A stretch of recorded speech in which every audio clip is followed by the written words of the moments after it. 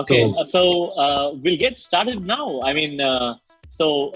Thanks a lot, Ajay, for joining today. So, before we start with the actual episode, right? So, I just wanted to set some context here. So, at Culture Monkey, we have what we have done is we curated HRs from leading organizations to address some of the problems now that the world has gone digital.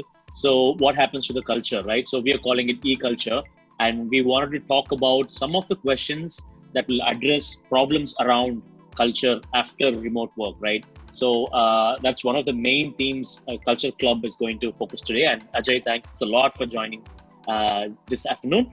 And to give you a small introduction on Culture Monkey, what we do is, when people want to listen to their employees anonymously, and when you have problems like you have multiple locations, different teams, different sentiments, diverse demographics. So we have one single platform that will help you capture all your employee feedback and act on it.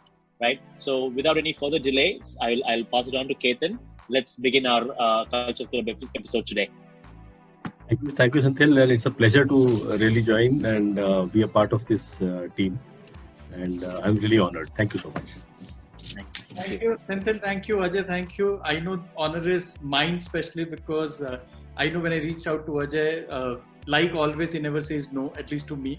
Yeah, thank you for joining in. One of the reasons I'm here, Ajay, is because when I experienced Culture Monkey as a product some time back, I found a lot of value in what they were trying to do, and when I realized it's a bunch of engineers who have started solving problems which are related to what an HR folk would essentially face. I think I was amazed. We used it at Rento Mojo, and then I said, okay, can I help you guys take this cause to a larger set of people? And a very important thing that we realized was that for us to listen from the industry veterans and people who lead from the front to understand what more can a product like this solve for. So that's what brings me here. And for our audience, we have Ajay Pandey with us. Ajay heads HR for L&T Financial Services, and there is a huge division that they have, which is the rural finance business of L&T Financial Services. So he heads HR business human resources for that. He has 30 years of experience, and a large part of that the initial part of career was with the Indian Air Force, and then he came into corporate. And in fact, Ajay, Senthil was asking, what's so special about Ajay? You keep on talking about him. I said, today we will understand what's so special about Ajay. Exciting. And he brings a lot of experience. He's worked with ICICI Bank for a long time. Then we met at IDFC, and then he's with L&T Finance. And before we get into something specific, I want to share a story, and this is important because it touched me when it happened with me. Now, I was reasonably new there, and there was a protocol that when somebody above a particular level had to be hired from business, somebody from HR had to be there. And I was relatively new. I requested Ajay. Ajay was heading talent acquisition for the entire bank. Ajay, would you like to join in? As I said, Ajay being Ajay for me, he said yes. And we were sitting in this interview. We were interviewing somebody for a zonal head kind of a role for a reasonably senior position. And this guy on the other side started sharing a story. So this guy also worked with ICICI Bank. And there was a year when the global meltdown happened. But I know Ajay, along with the other leaders there, he shares a lot of story there. They took calls to relocate and move people into other units, but not let anybody go. Okay. Now, this guy shared a story that in 2008-9, I was in a unit in this particular bank, and I just mailed to my HR business partner, then time business head called Ajay Pandey, and my mother needed help. Within 48 hours, without anything, I was transferred to a business unit which I wanted, and my job continued. Now, this was an 8-year-old story that he remembered, right? And he had no idea. And he had no idea. He had never met Ajay. Not that Ajay called and say, "Hey, I did this for you." He had no idea. This is the same Ajay Pandey that he was speaking to. Wow. Right? Wow. I speak at Goosebumps, but I think that was a real test of HR. We talk about culture. We talk about leading from the front. But I think that was a test of saying that, okay, you've done so much for somebody. Somebody's carrying that in his head. And I was like, that guy was like, wow, you are Ajay sir. Thank you so much. He actually did that. And that's the Excellent. first interface that we had. So I think who better than him who can talk about matters of cultures, things that matter to people. A leader that I look upon to. I think he's a leader with a lot of courage. That's something that I personally learned from him. Now, if he has a point of view, it doesn't matter who you are. He will put across the point of view. He will have a discussion on that. And then after that, he'll come back and say, okay, this is what we discussed. But a lot to learn. I think he's seen a lot in life. Course of, I used to talk about some 20, 30 Surya Namaskars, and he would come and say, hey, I did 108 today. And he ran some 10, 11 kilometers in some minutes, he would say. And I would like, does he really do that? So yeah, a lot of his health and Wow. a lot of stories that he shared with me. But yeah, that's Ajay Pandey for you guys. Ajay, welcome again to Culture Club's E-Club episodes powered by Culture Monkey. And thank you for joining in again. If you could help us understand more about your organization, if that helps, and then we can come to question and hear more from you. Yes, sure. So thank you very much, Ketan. You have been very kind, more than kind actually. I have noted one point that next time when I go for an interview, I'll give you a reference. Ketan has been very kind. Feeling is mutual. I only, in the context of what Ketan has said, you know what, it doesn't take too much to be, it's just about being natural and normal. I think it takes a lot of hard work when you have to be different than what naturally you should be. For example, let's say you at home are dealing with your children, dealing with your family, you behave in a certain manner. When you are in office, when it comes to your team members, why do you want to behave differently? I mean, that's not natural behavior, right? Because the only thing that differentiates it, you don't own the chaps in office who work for you, because of whom you get your bread and butter. And at home you own, there's a lot of accountability and ownership of your family. So if you are just similar, simple and natural, I think these things, these tenets of behaviors come out. And I think it's far more easier to be normal and not be double-sided for me. It gives less stress to me, and I'm like a happier person, put it simply. Thank you so much, Ketan. So how do you want to proceed? You want to start with some question or from the context, or should I just put a context in place? I think hearing from you about what you manage, what you oversee, a bit about the organization that's comfortable for you. Sure. So L&T Finance has a story since 2016 when it completely turned around. I see it as a bigger story because the main one of the main heroes or one of the leaders who actually was a critical part of the turnaround story is an ex-HR person. He was an HR guy, career HR guy. We worked together in ICICI for 10 years. Sunil Prabhane, who came and shifted as chief executive of Rural. And he is the guy who really, along with the MD, turned around the whole organization. Today we see our ROE significantly going up. Our ROE used to be something like less than 9%. ROE moved from less than 9% to 18%, which was a significant jump. Profits, which we were doing annually, today we do that more than that in less than a quarter.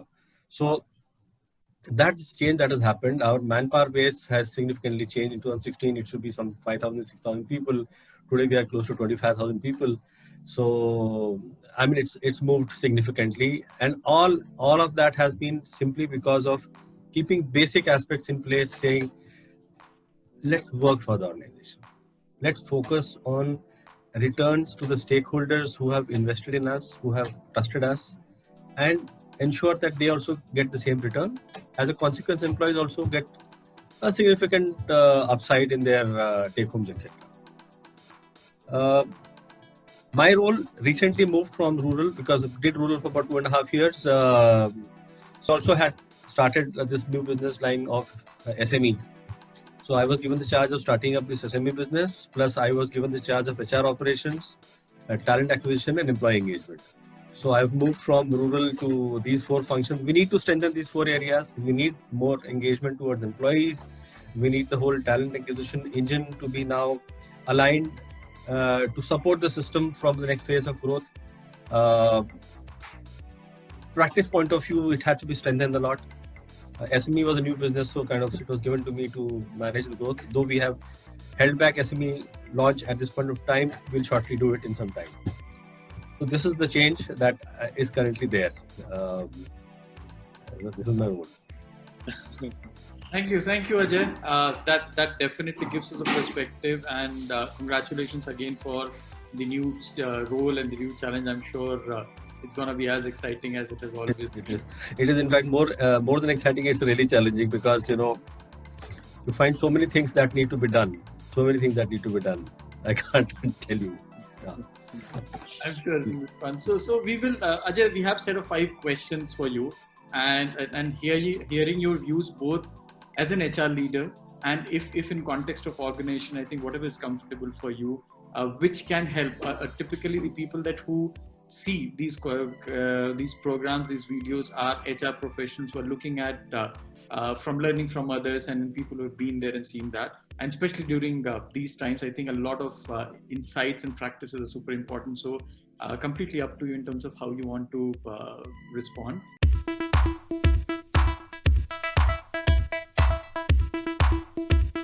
So I'll come to the first question.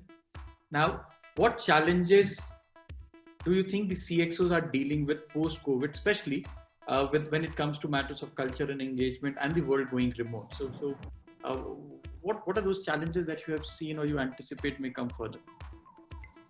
Great. So I guess this whole thing is around, the whole discussion is around culture and how things will move. So I would prefer to start with culture as a point in terms of, first let's understand, I'm sure you understand it, but for me to articulate that way would be preferable. That let's first see what culture is and how does culture actually define organizations. And I would like, I'm not trying to propagate a certain religion, but the most favorite example of mine is from the Mahabharata, and there are many learnings and many things that we've picked up from that. But when you talk about this thing called core culture, one question that always was in my mind when I was small, and I still keep thinking about it, that what is it that made the Pandavas victorious despite the fact that they were very, very minuscule in terms of size and capability and strength compared to the Kauravas? What is it? It's a culture. Very clearly, both the organizations had different cultures.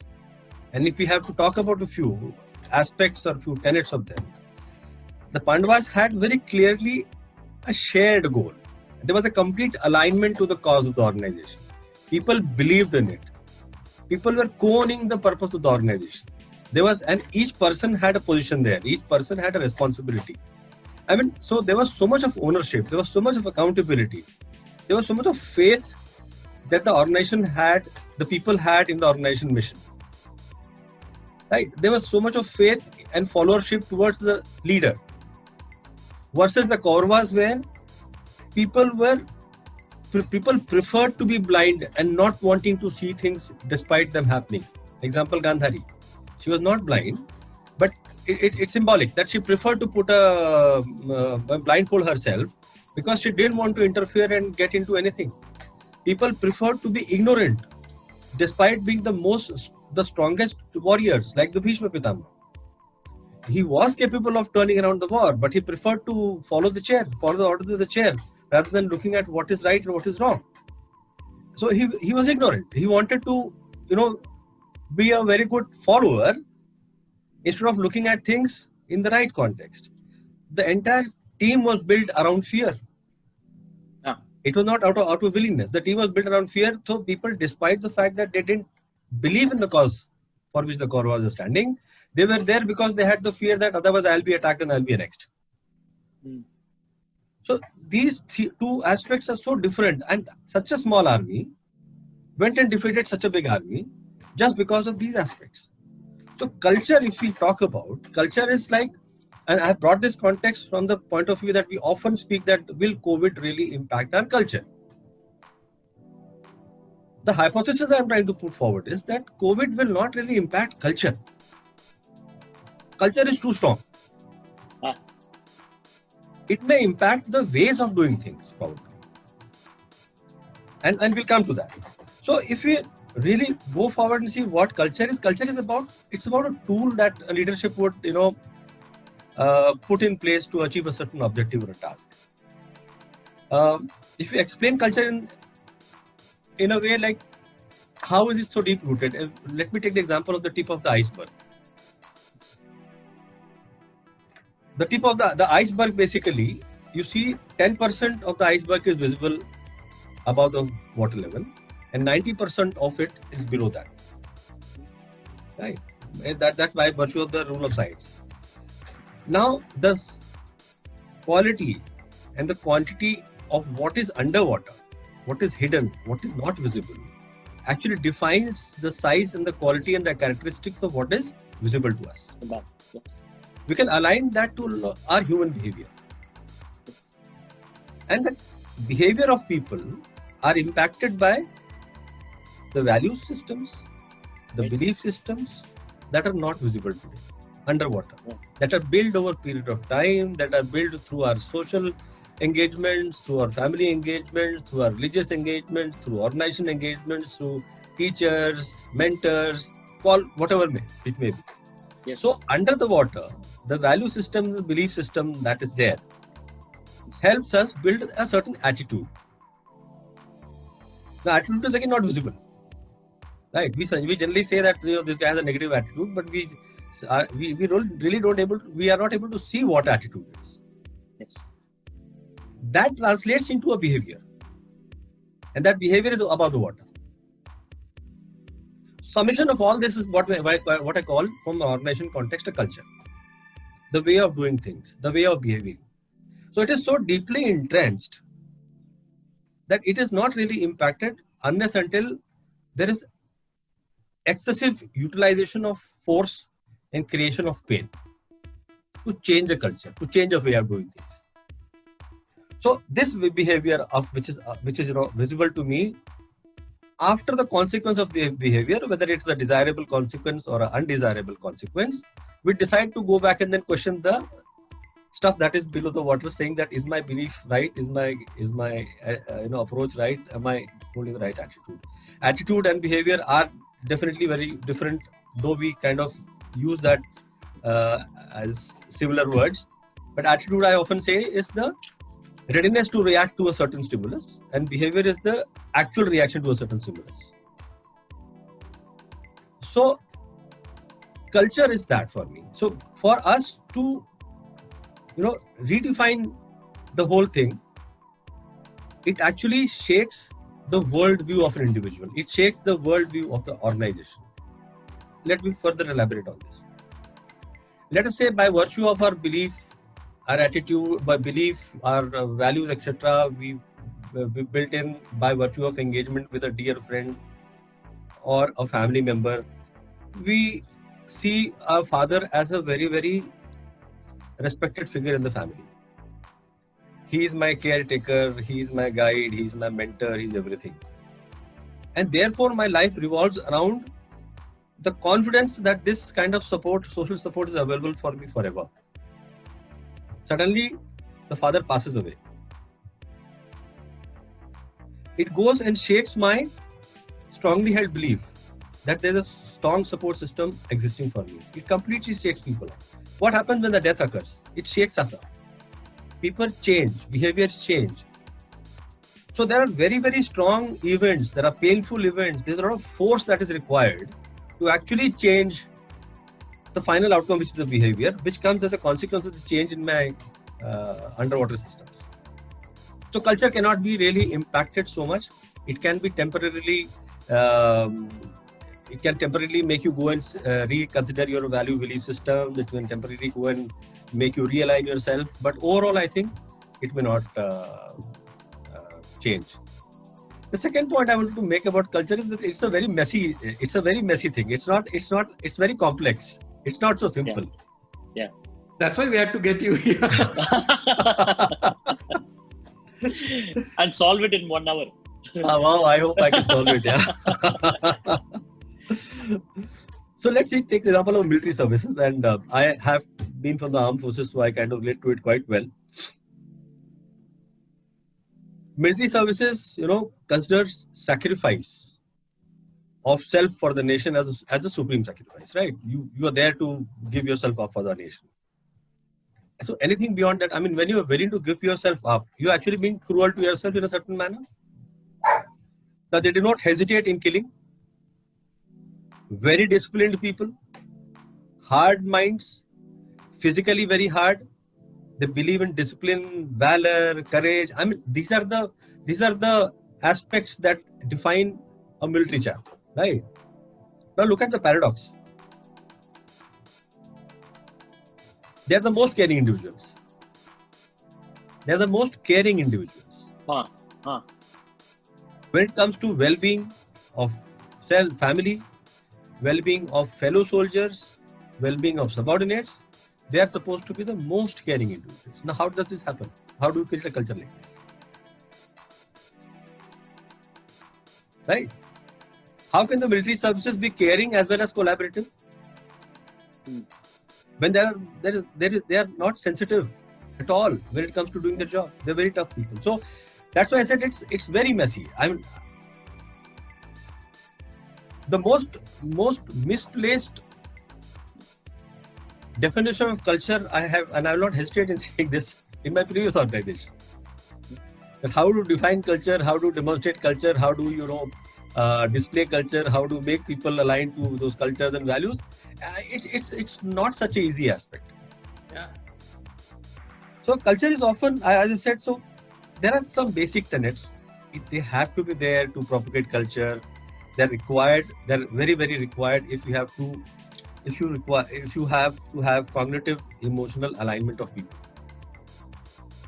If people's heart and mind have to be aligned to that aspect of the organization, which will therefore impact the action of that individual. There have to be certain basic tenets in the culture that are there. Like for example, there has to be a set of shared values, shared belief systems. The organization has to demonstrate a kind of an attitude. I would say, like when I was in ICICI Bank, there was an attitude we would carry when we would meet our customers, when we would meet our employees, when we would meet our colleagues. That we had coined a word saying "Saath aapka," which is like for the customers as well as people. Mr. Ramkumar, who has been my mentor, and today whatever good I would be talking it's because of the learnings I've had from him. Mistakes are mine. Mr. Ramkumar used to say, once an ICICI, always an ICICI. People who have left the system and gone have called him back for certain support, and the ICICI system has rallied behind the person. So that attitude we used to carry in our heads. There has to be an identity that people carry. There's a need for identity. Who am I? Who are we as a system and organization? What do we stand for? Some say, no, we want to make money. Some say we want to give ROE to our customers. Some say, no, I will service my customers, and nothing is wrong in any of them. It's our decision. It's our conscious call. Some say I will service my customers. Sales will be a consequence to that. So there are different ways. Now somebody says I'll just go and service my customer and sales will be a consequence, may seem contrary to somebody who says, no, I stand for profitability or I stand for high ROE. May not be. There has to be a set of laws, set of norms which bind people, which make people behave in a certain way. The biggest of all is that how do you propagate these things in the organization? So you set of rituals that you carry. How do you reward people around those cultural and value systems? How do you engage people? How do you reward them? How do you propagate them? What are the rituals you carry in terms of showcasing such people in the organization so that people get aligned to it? Are these tenets that are required to, put a culture in place? And culture is not always an outcome of a certain activity or it keeps on moving as an organization grows, because there are certain culture keepers who are old people in the organization. There are certain cultural challengers who come from outside, join the system, fight their way inside. get assimilated. Then they kind of negotiate the way of working and find a new way of working, which keeps redefining yourself. So it is not so weak, therefore, that a COVID-19 I'm giving example that come and disrupt our culture. Coming to the challenges, that we may be facing. Yes, I think as a CEO, if we have to look at certain challenges that we have. Ketan, okay, yeah. We lost you there for 2 seconds. Yeah. Continue. And we were so in. Yeah. Why did it stop? Sorry. Thanks. Please carry on. We lost you for a minute there. Yeah. So in terms of the challenges, yes, the PNL is impacted. PNL is definitely impacted. There's a shift in the focus from growth to sustaining, taking control of the situation, rebuilding yourself, and then again going forward, looking forward, rebuilding yourself to the next phase of growth. Yes, these challenges happen. There are challenges with regards to employment. They get more from less, demand more from people, demand higher productivity. Somewhere challenges the work-life balance of people, lack of direct supervision. So therefore, in my office, I knew that people were sitting and doing certain transactions. I had control over them. Now I don't have control over them. I have to trust them. It is not easy. That I trust people that they will sit somewhere else and give me the same output. Yes. So these are challenges. Ring fencing my key talent. How do I ring fence my key talent and ensure that these people are there with me and they do not move out? I do not have the flexibility of compensating them at this point of time. What do I do?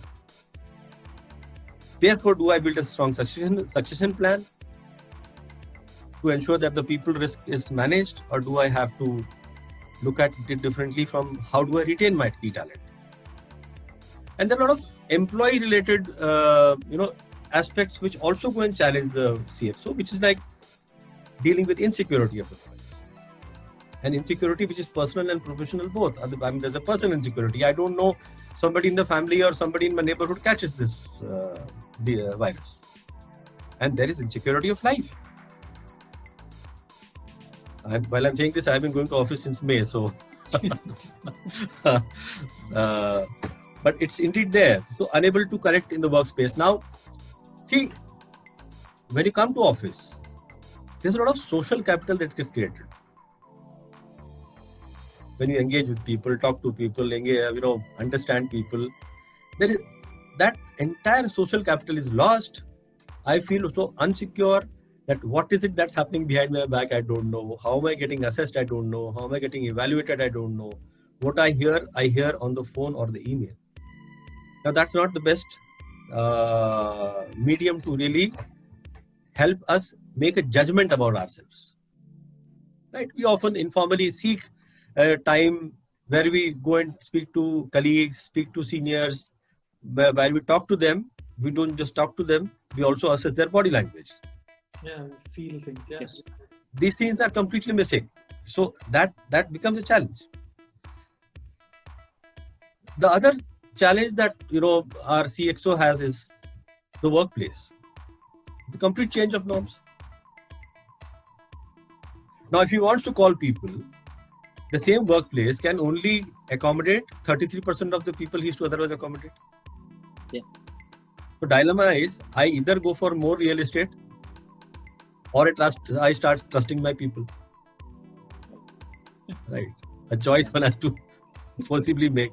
So therefore, they have to really look at rewriting key areas of people, rewriting the activities of people, extensive use of technology, creating guidelines for how to work, etc. So how do I ensure that the same level of performance continues, doesn't impact my productivity, and work from home happens? So there, when we started working, there was indeed some very interesting things that came out. So it set me thinking. Obviously, never done these things before. So was thinking and understanding that dilemma to hai. Why don't we trust our people? That first reaction. And then I thought, well, if I am running my business, forget running my business. If I have my driver who's there with me for the last 7-8 years, if he takes my car and goes somewhere for some work where I'm not there with him, I still call him and ask him, "Kahan pahuche? Where are you? What time are you reaching back?" Right? Yeah. Simple car, driver is gone. And I know that if he messes with the car, his life is at risk. But I still ask. So my CXO is really right in asking, how do I trust that people will be at home and will work?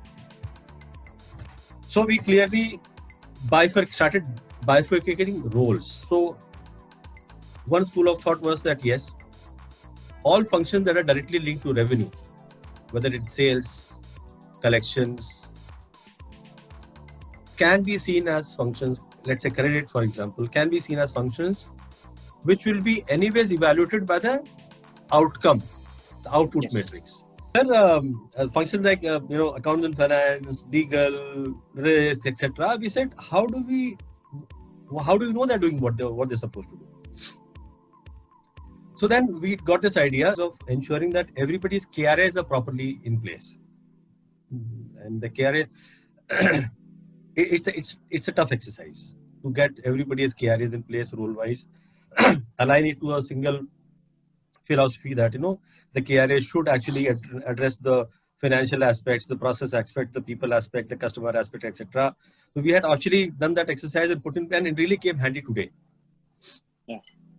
So we said we have got the KRAs in place. Why don't we do one thing, that try and see if we can list down activities against each KRA. And we said, okay, we may not want to cover the entire leadership in this. So up to a certain level, let's ensure that list down certain activities that they do. So if let's say, for example, a person is supposed to do sales and he's a frontline sales guy, though he's not a part of the activity. I'm just trying to give an example. He's supposed to prepare his sales plan.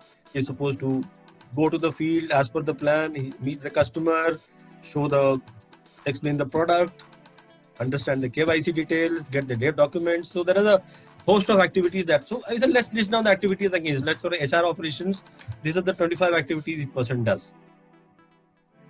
So we said, okay, let's list it down. The next thought that came to my mind was, okay, people get busy. Now, my field functions putting separately, I'm talking about functions like ours, where people get busy into various types of activities. One is the routine KRA activity. One is a project. You have a special project to run. You're trying to work on it, trying to align your stakeholders towards it. It's not a part of a normal KRA. It's a different project that's been given to you. Third is reviews and meetings and discussions that you keep having, whether it's a review of a team or you're a part of your review or you are getting review. And fourth is ad hoc work. That suddenly comes to you. Somewhere the bomb is exploded, so please now get into action and get into this work. There are 4 types of work. So this made it very easy for us to IT enable it now. So we built a system. The system is currently a prototype, will be ready tomorrow actually, where we said each individual KRAs and list of activities. Now we've actually put the list of activities, and we have a list of activities of good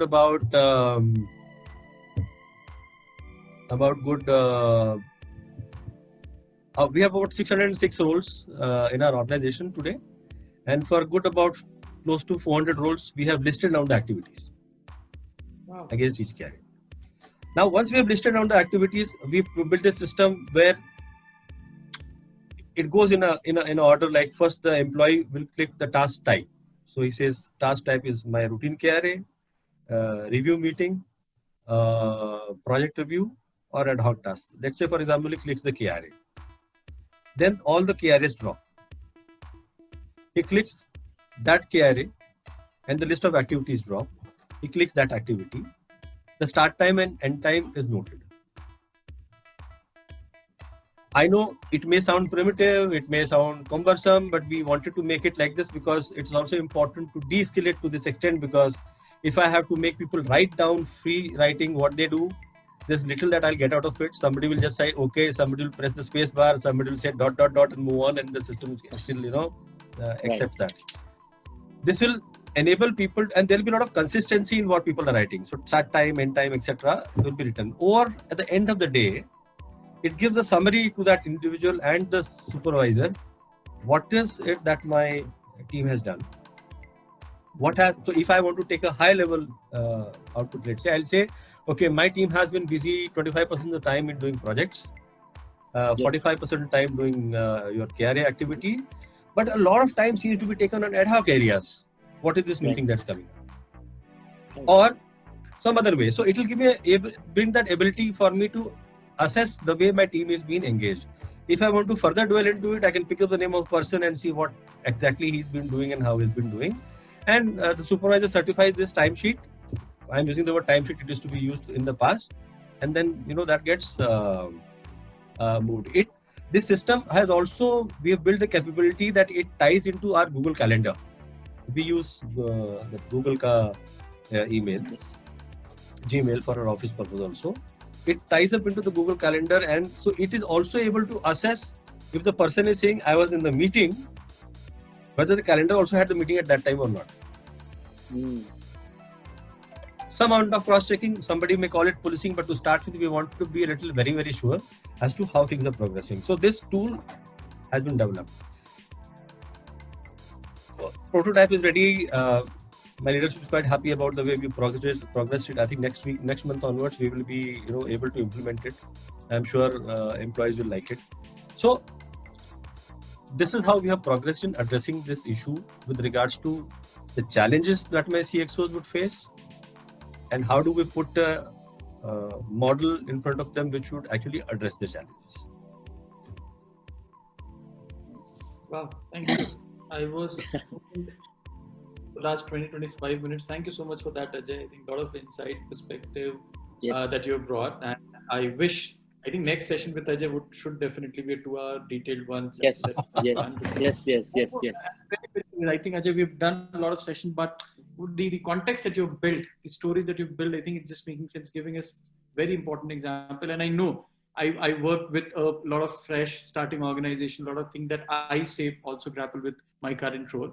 But a lot of things that you said made a lot of, it made me think differently. So thank you for this calling it out.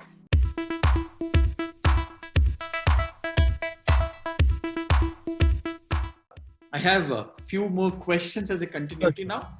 Sure. What would this mean to the HR fraternity? What is that one thing you want the HR fraternity to be prepared for? Because a lot has changed, and I think I can sense that you are telling that we have to adopt a lot of things. You spoke about technology, new systems, trust, relationship building, stakeholder management. But to the HR fraternity, what is one thing that you want to tell them that which will possibly redefine HR as we go ahead and post, say, after this COVID has come? Oh, yes, the role of HR is significantly moved and got redefined. So I would say the way we were doing things has now changed. There is significant use of technology. There's in other times there was an opportunity to engage employees face to face. Now the engagement of employees face to face may not happen because you may not always really have people available on videos also. People don't prefer to do that, when they are at home, or you've called them suddenly when they were sitting in a mall, so they won't prefer to do that. But but again, a distant engagement is a distant engagement. Engaging a person over a video who's already known to you is far different to engaging an outsider or unknown person on the video. So that challenge HR fraternity carries, the alignment of employees. Now today, as I said, there are a few tenets of culture. Like there are certain objects that align. For example, my nation. There's a national anthem. There's a national flag. That acts as an object which aligns me to builds that Indianness in me. That culturally binds me to the overall nation, right? Now, or today, those props are missing. The challenge for the HR fraternity, therefore, is how do we create those props in the virtual world to get that cognitive, emotional alignment of people. that mind, they start thinking in aligned manner, therefore they start believing from the heart, and therefore their actions are in line with what we expect. Right? Simple logic of alignment, right? The performance evaluation process changes. A lot of time, and it may not be so much for the junior levels, but for the senior levels, a lot of time we would say, well, he has some functional key areas, he has some behavioral key areas, right? Or there's some, functional expectation, there are some behavioral expectation. Where will I judge this behavioral expectation from? What do I do about it? I don't see him engage in meetings now. I don't see him engage in offices. I don't see him, talk in forums. A dilemma that we need to, reconsider. One of the key aspects of HR was obtaining ground sensing.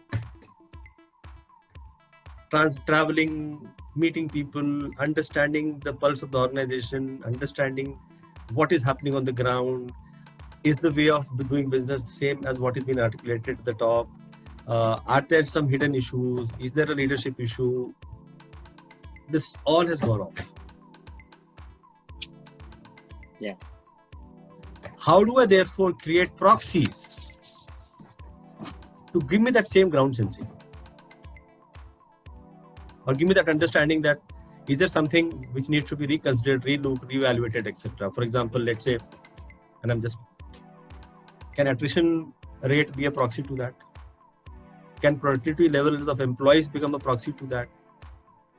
Can adherence to meeting schedules be a proxy to that? Can we build some kind of scorecard around these behaviors of people on the alternate channels, which can give me an outcome saying, do I need to raise a red flag for the organization, or do I see things happening normally? These are areas HR fraternity has to now rethink. Enabling work from home, using technology, etc. is easier. These are the difficult aspects which will really challenge our function going forward. Another very interesting thing is that how do I, when we talk face to face, our whole body talks. Yes. My hands talk, my eyes talk, my face talks. I also use verbal communication. It's non-verbal and verbal, which we call. In remote channels, it's just the voice. And communication is a key agenda of HR team. How do we ensure that the same communication is clearly, without any doubt, understood by my last leg employee without any doubt? That is going to be the challenge. So to be able to articulate the organization agenda in very short, crisp, clear manner, and to be able to get a confirmation of the understanding of people is going to be the next level challenge. That have people really understood what the organization wants, or have people. Well, this is the time which will give rise to a lot of rumors. Mm-hmm. I can give you a very simple example. Missing comma, and therefore the meaning of the sentence changes. Ketan, you guys heard of it? Like if you use 4 words saying "Maro mat jane do." The Hindi example I gave, right? If I use a comma after maro, mat jane do, it says kill, don't let him go. And if I use the comma after mat, it says maro mat jane do, don't kill. It changes the whole meaning. So how do I ensure that I'm so clear and my frontline people in any organization are not so articulate?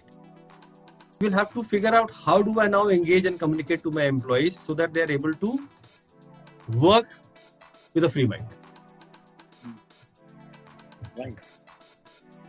Right. Training is one area which I missed on talking about, that upskilling our managers, upskilling our supervisors on managing the workforce through e-channels and remote channels is going to be another key aspect. It may involve behavioral training also. Like when you're face to face to a person, you can ridicule, rebuke, but you have a choice of then after that engagement putting the hand on the shoulder of the person and saying, let's go for coffee. And you do a recovery process. You don't have that choice in this channel. So we are working on that module as well, that how do I train my supervisor on how to handle remote teams, how to engage them, how to manage them, how to get them productive. So these are few dilemmas. These are a few challenges that we as HR function will have to kind of face. Yeah, it's almost like the KRA for the HR fraternity, but very important points, Ajay. Thank you. And I think this actually comes from a lot of experience and perspective, but thank you for calling those out. I'm fairly certain I have gained a lot of insights today, and I continue to. I'm sure a lot of people are going to find benefit in that.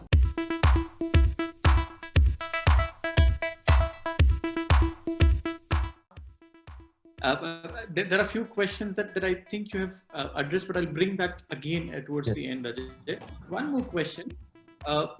What new things you would tell individual people who are working in organizations to open to and embrace in this new world? See, we're talking about the challenge of the organization side, we're talking the challenge of a manager side. We all are also employees and people first there in any setup. What is that one thing from your experience you want to tell them they should be ready to embrace in this new world and in how things are evolving now? One basic first principle is what I keep telling my people is that don't worry. This is a challenge, it will go. It has actually given us way of, it has created new norms of working, that's all. I mean, it's like there was a fashion of a bell bottom at a point of time, then there was a fashion change to a narrower bottom after some point of time. This is change, this is a new norm. Get used to it. Now today, in my childhood, if somebody used to wear a bell bottom, I would say, wow, kya amazing pant. Yeah. Today somebody wears a bell bottom, I laugh. So a day will come when we'll laugh at the fact that I used to report to office at 9 o'clock every day. What's stupid? So it's get used to it. Let's not worry. And get used to the way of doing things. That is going to be the new way of doing things. Let's accept it and move on. See, there are certain facts for which you don't have a solution. Like, for example, death does not have a solution. Accept it and move on, right? If you are attacked by a disease, there is a possible solution. Therefore, we go to various hospitals, doctors, and we try and get it rectified. Today, there is a situation that has come which is not in my control, completely uncertain. Let's accept it, move on. So don't get withered by the situation. That's point number one. Point number two is get used to the way of working. 3, at least for the managers and the leaders, I say over communicate from the point of view of frequency of communication. Keep in touch with people. They are the ones who are doing the jobs. We are the ones who reap the benefit of the hard work which the frontline guy does. And I'm not ashamed of saying this. This is the real truth. Wow. And certain aspects of basic discipline that assume that when you're sitting at home, you're not at home. You're not at home. You're in office. You're working. That changes the whole paradigm. The moment I believe that I'm at home, so we've kind of mandated to our team members that, be well dressed, have a close environment, don't get disturbed. When you're on video call, there are certain guidelines that we have given people to follow. And a lot of self-discipline in terms of adherence to things which otherwise my boss would come and remind me, have you done this? Have you done this? Some self-discipline in terms of following the diary, following the culture of doing things in my own time. Very, very basic. So if my first answer, if you remember, I said just be simple and natural. That answers the whole issue. We try to overreact and do mistakes. Till the time, and my mentor used to say that, Ajay, whatever way the pitch behaves. In cricket, he used to give an example of cricket, and I used to play cricket. I still play.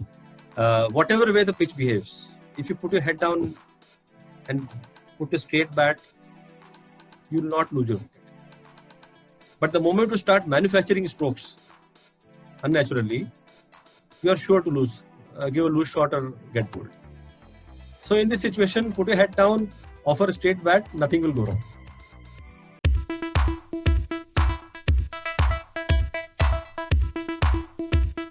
Ajay, I hear you talk a lot about e-way becoming a reality. So I'm going to bring two questions together. One, you spoke a lot about the challenges the CXOs or the organization have faced. I think you beautifully crafted out very, very important things to be looked at. Now, has this change also brought a much needed transition in the thinking of CXOs that you have seen over time? See, there are things that we as HR folks try to ensure that people need to understand or leader needs to understand that. Do you think COVID has brought the silver lining somewhere? And second, what do you see overall about is e-culture or is the e-thing the reality which is going to be there for some time? So I'm bringing these two together. I know you've touched upon that, but I think I would definitely want to rehear from you combined or individually on these 2 points. E-culture is there to stay, definitely, because the benefits that so if I have to put it differently, the benefits that this IT enabling and the e-culture had made available to us were not really utilized to the maximum till yesterday. Yes. It's only today that we have started maximizing the capabilities that it provides. Once we have used it, and that forms a part of the way of doing things, I think it will stay for long because it gives a lot of flexibility to people. A lot of cost saving happens. Organizations save a lot on real estate cost. Employees save a lot on communication cost. The overall pollution levels in the city goes down because there are lesser cars on the road, right? So because lesser pollution, therefore disease levels are lesser. On a lighter note, but there are a lot of other consequences that we will start seeing because of this. Flexibility will be there. You will be able to be there with your near and dear ones, even in office hours, without bothering your office timings at the hour of need. So there are a host of benefits that come across. It's currently that we don't see it because I said change is a painful process. We are being pushed to make this change. It is giving us the pain because of the insecurity that we are going through. And let me draw an example to this. I was in 1986 approximately in RPG Life Sciences. Yeah. So this whole revolution of computerization started happening in the government sector, where the unions were up in arms. Oh, and I'm using this example because the same revolution is happening now, IT enabling. We will have job losses. So when the railways tried to introduce computerized railway ticketing counters, the railway unions created a lot of trouble. We will lose jobs, we will do this, we will have this, what will we do? You know what the real consequences? In Bombay, like city. In Bombay VT, used to be called VT, now it's called CST. There used to be just 2 ticket counters for reservation of long service trains, long journey trains from Bombay to Uttar Pradesh, where I would go on, chutti. Before computerization. After computerization, every railway station has a bloody ticketing counter. So jobs actually got created. Right. Plus, I am capable of, booking my own ticket from home. Now, if I have got to this benefit of being able to book the ticket from home, will I want to give it up at any point of time? Answer is no. I won't. So once we see the benefits of this, like lesser use of real estate, more flexibility for people to work. I know currently the work timings may get a little regimented, so that organizations also want to see how they build trust into employees, but slowly they'll loosen it out, saying, okay, these are 10 things I wanted to do. You do it in the night, you do it in the day. It doesn't really bother to me. You give the delivery. So we will start measuring the actual outcome instead of the process or the way of doing things. So once we get the benefits, are able to see all the benefits, I don't think we'll ever do away with it. Who wants to unnecessarily travel in the city and waste time?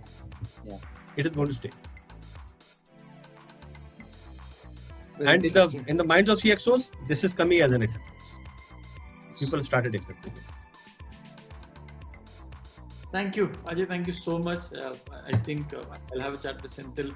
There's more and more conversation of yours that we would like to take to others. But as always, it was a delight.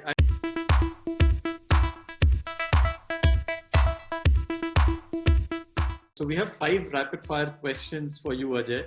And to the audience, I'm going to warn them and tell this out loudly. So if you really want somebody to hang around and have fun with, I think Ajay is the person. He will make you laugh to the extent you would never imagine.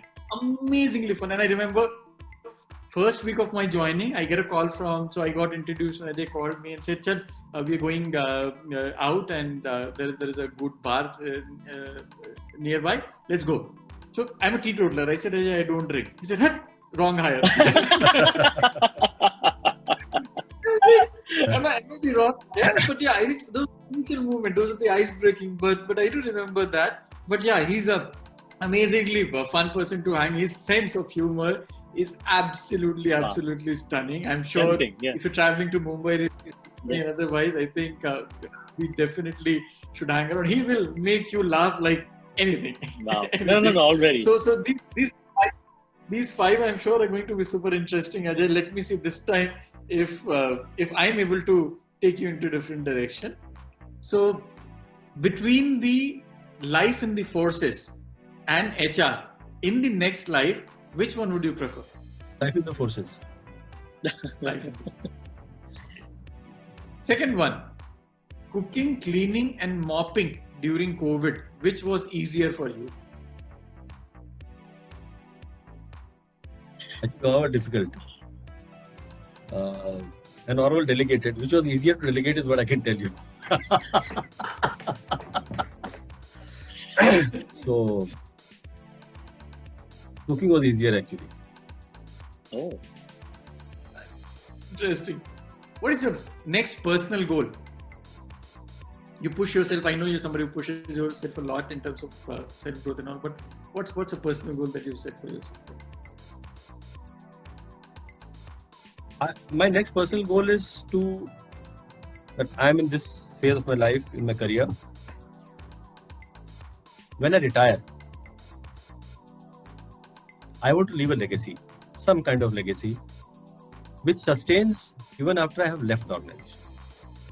It's not there just because I'm there. It continues because it holds value.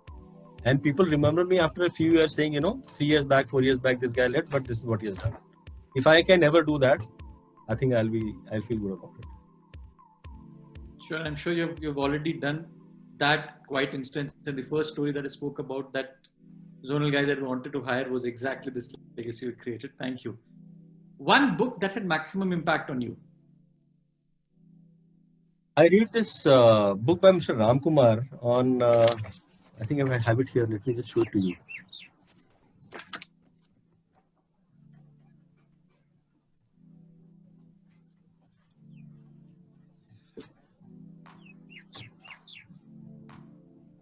Leveraging human capital. This is actually a practitioner's guide, and I've worked with Ram for 10 years and he's been my guide. The way he has very simply put it, it's amazing. So this book has really opened my eyes towards the reality of HR and how we see and how we hear about it. I think we shared a copy in IDFC, Ketan. You didn't get a copy of this. No, you didn't get a copy. No, उसमें मैं पढ़ाई नहीं करता था. I gave it to the wrong person. I don't know who I gave it to. someone who I will take the name, but someone who pretends to read a lot, right? Skip that. Okay. One thing you personally thank COVID for, Ajay.